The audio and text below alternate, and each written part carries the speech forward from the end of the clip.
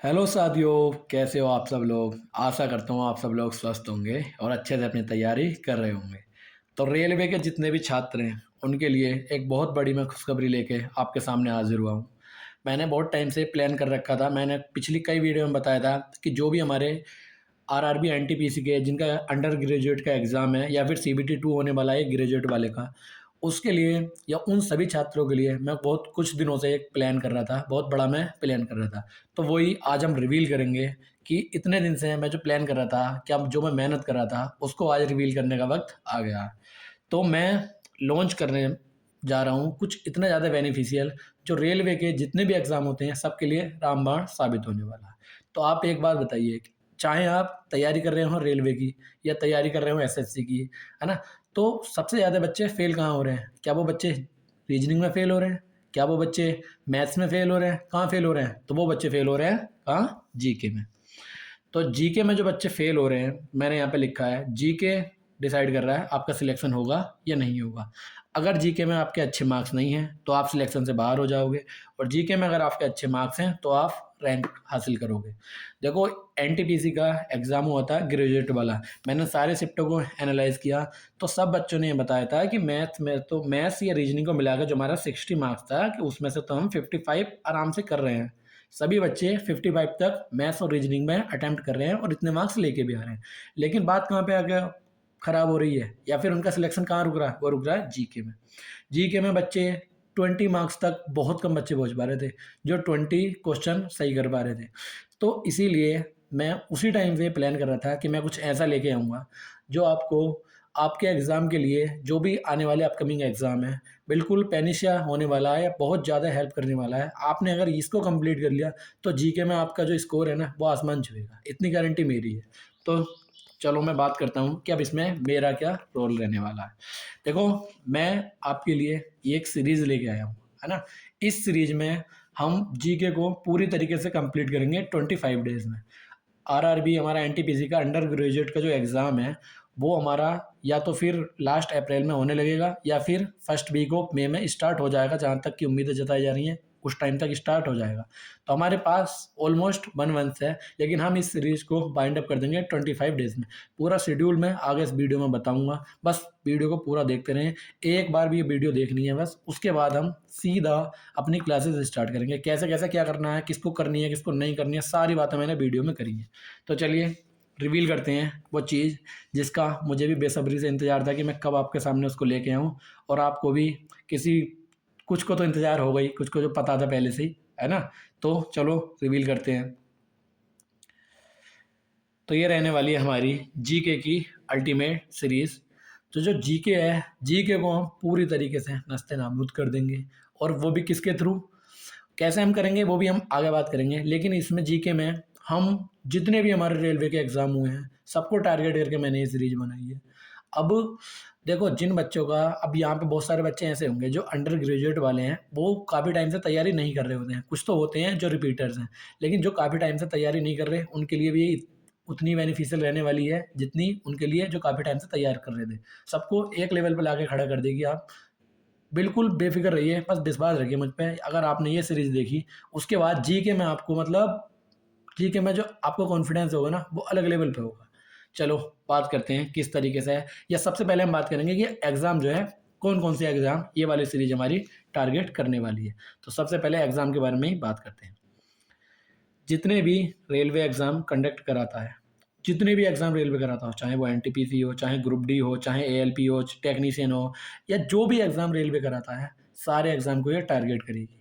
सारे एग्ज़ाम को टारगेट करने वाली ये सीरीज़। तो आप ये तो भूल ही जाइए, आप कमेंट करेंगे कि ये वाले एग्ज़ाम, वो वाले एग्ज़ाम। मैंने यहाँ पे लिख दिया है, सारे एग्ज़ाम टारगेट करेगी। जितने भी एग्ज़ाम हो सकते हैं, सारे एग्ज़ाम।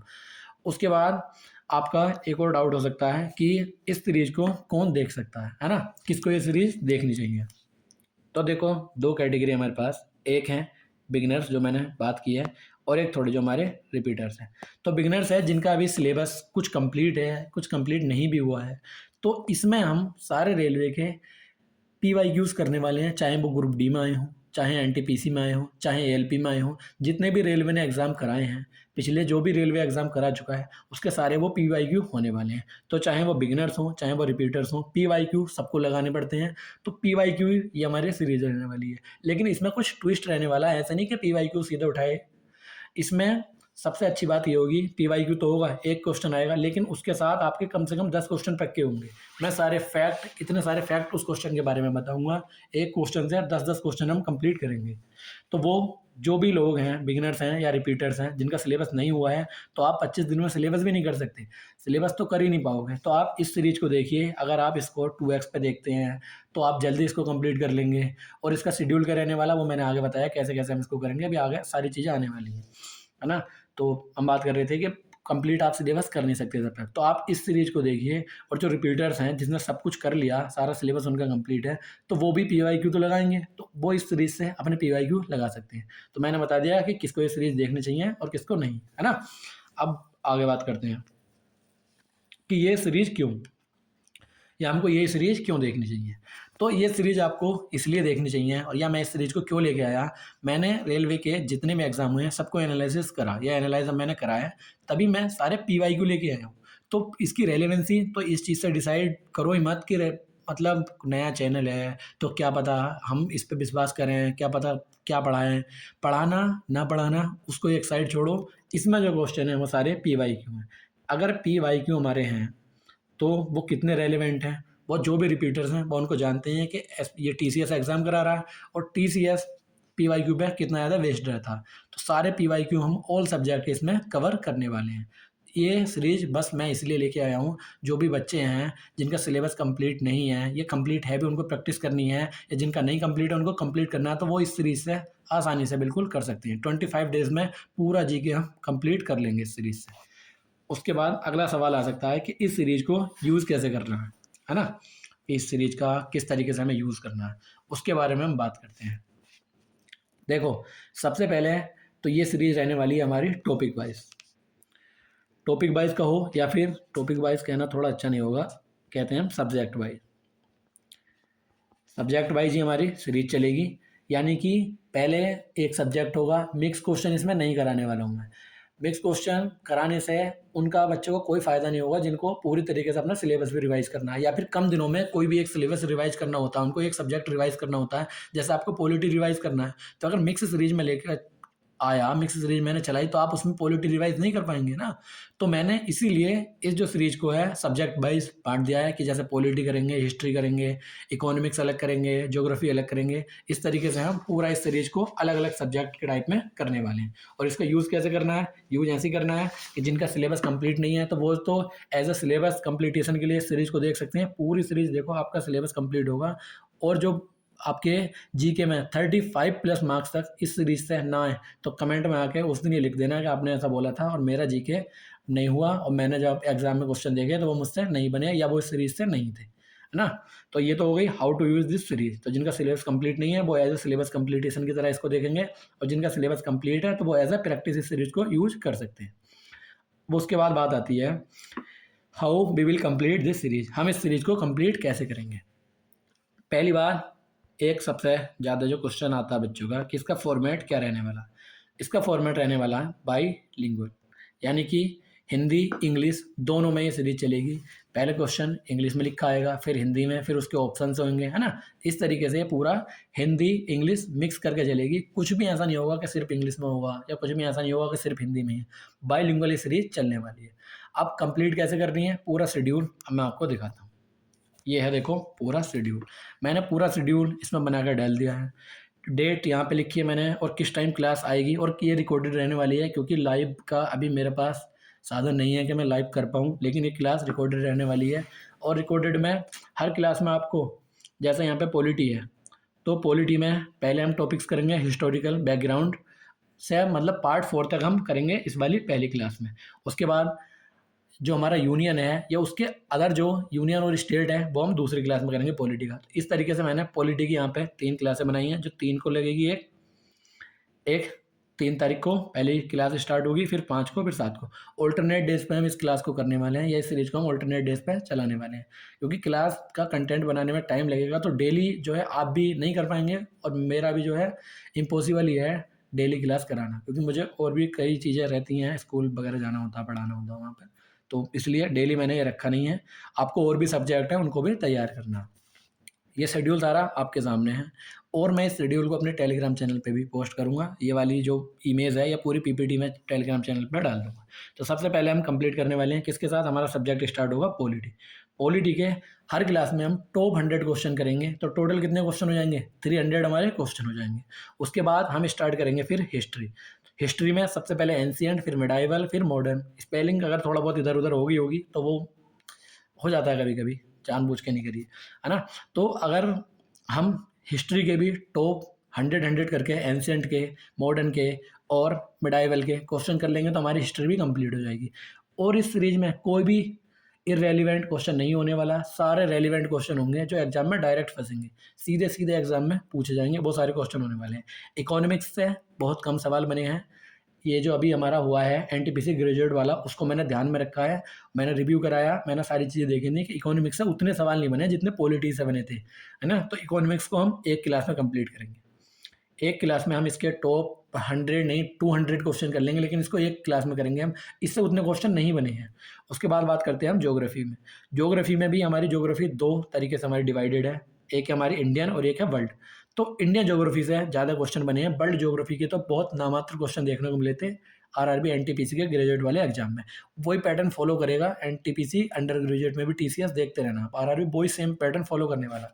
तो इंडियन ज्योग्राफी के हम पहले क्वेश्चन करेंगे, और सारे जितने भी हमारे लेक्स हैं, रिवर्स हैं, हिमालयाज वगैरह के जितने भी, है ना, या डेजर्ट हैं, या और भी बहुत सारी चीज़ें इंडियन ज्योग्राफी से रिलेटेड, वो पहले करने वाले हैं।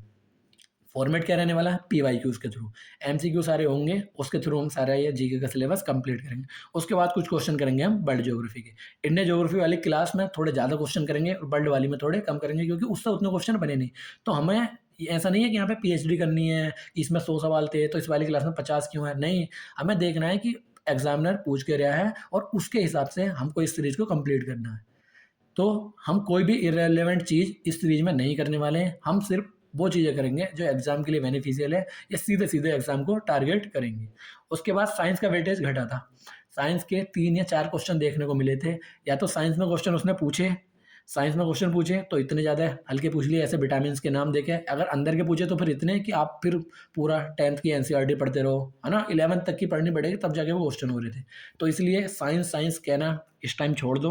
साइंस का उतना ज़्यादा वेटेज नहीं रह रहा, है ना। ग्रुप डी की तो अलग बात है, उसमें तो 25 क्वेश्चन अलग से लिखे हुए हैं तो वो तो आएंगे, लेकिन एनटीपीसी के एग्जाम में उतना साइंस का वेटेज है नहीं। तो साइंस को हम एक ही क्लास में कंप्लीट करेंगे।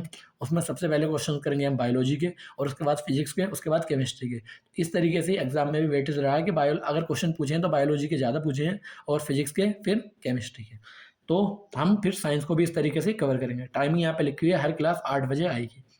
अब कंप्यूटर का भी काफ़ी वेटेज रहा, 5 से 6 क्वेश्चन हर शिफ्ट में देखने को मिले थे। अगर मैंने यहाँ पे लिखा है ना कंप्लीट, ओ यो डेट गलत होगी, 2024 हो गया, इसका थोड़ा सा वो कर देना, है ना।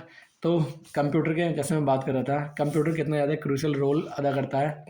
आप जैसे ही आंसर की आएगी ना ग्रेजुएट एग्जाम की, तो उसमें देखना हर शिफ्ट में कितने क्वेश्चन आए थे। तो कंप्यूटर मैंने मिस नहीं किया है, कंप्लीट जीके का मतलब कंप्लीट है, मैंने कंप्यूटर को भी इसमें इंक्लूड करा है। कंप्यूटर को मैंने इंक्लूड कराया, उसका भी हम कंप्लीट सिलेबस थ्रू एमसीक्यू के थ्रू ही हम पूरा सिलेबस यहाँ पर रिवाइज करने वाले हैं। कंप्यूटर के जितने भी क्वेश्चन बन सकते हैं, जितने भी क्वेश्चन बने थे, जो भी इंपॉर्टेंट टॉपिक्स हैं, सारे क्वेश्चन हम इस वाले मतलब सीरीज में अपने कंप्लीट करेंगे। उसके बाद सबसे ज़्यादा वेटेज कैरी करने वाला टॉपिक हमारा बचता है करंट अफेयर्स। तो करंट अफेयर्स को मैंने 3 क्लासेस दी हैं अलग से।